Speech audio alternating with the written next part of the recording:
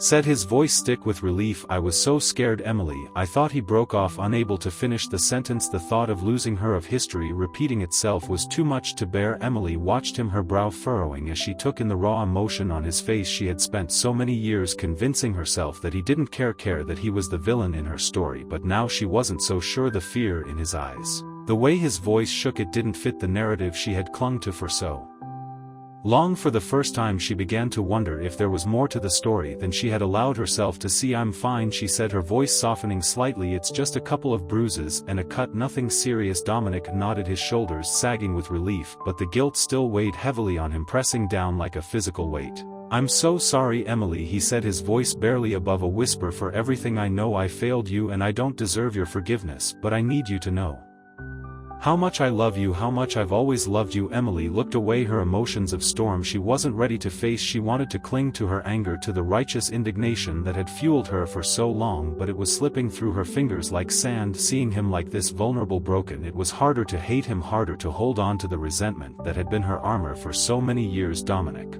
took a step back, sensing that he was overwhelming her. I should go, he said reluctantly, his voice heavy with regret. You probably need rest. As he turned to leave, Emily's voice stopped him in his tracks. Wait, he froze, his heart pounding as he turned back to face her. She was looking at him with an expression he couldn't quite read, part confusion, part curiosity, and something else he dared not name. It was the first time she had asked him to stay in years, and it felt like a lifeline being thrown to a drowning man. I don't understand you, she admitted, her voice trembling slightly. Why do you care so much after everything? Why are you still here? Dominic stepped closer, his eyes searching hers. Because you're my daughter, he said simply, and no matter what happens, no matter how much I've failed, I will always care, I will always love you. Emily looked down at her hands, her mind racing. His words didn't erase the years of pain, the memories of feeling abandoned and unloved, but they planted a seed of doubt, a tiny crack in the foundation of the story she had told herself for so long. Could he be telling the truth? Could there be more to their fractured relationship than she had allowed herself to see? For the first time she didn't push him away, she didn't lash out or retreat behind her walls. Instead she sat there in silence, letting his words linger in the air between them. It wasn't forgiveness, not yet, but it was a start, and for Dominic that was enough. The rain outside continued to fall, a steady rhythm that mirrored the tentative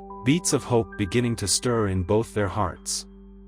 Neither of them knew what the future held, or if they could ever truly heal the wounds that had festered for so long. But in that moment, under the harsh fluorescent lights of the hospital room, they took the first fragile step towards something neither of them thought was possible: reconciliation. Dominic's voice still lingered in the air, the truth of his words pressing against the fragile walls Emily had spent years building. She would have loved you, he had said, his voice breaking slightly as he clung to the memory of Lena. Emily had never seen him like this before, unguarded, raw, and entirely human. It unsettled her, and yet at the same time it made her feel something she hadn't allowed herself to feel in years. Safe, vulnerable, seen. She stayed quiet for a long while after that, the weight of his statement settling in her chest. The room was dimly lit, the soft tea of the hospital monitors filling the silence. She could see the fatigue etched into Dominic's face, the shadow of grief that had made a home in his eyes. He looked older now, older than she remembered him ever looking when she was younger. She still wasn't sure how to reconcile the man sitting in front of her with the father who had left her behind all those years ago, and yet there was something undeniably real about the way he was here now, steadfast in his resolve to stay by her side. Dominic didn't press her, he seemed to know instinctively when to speak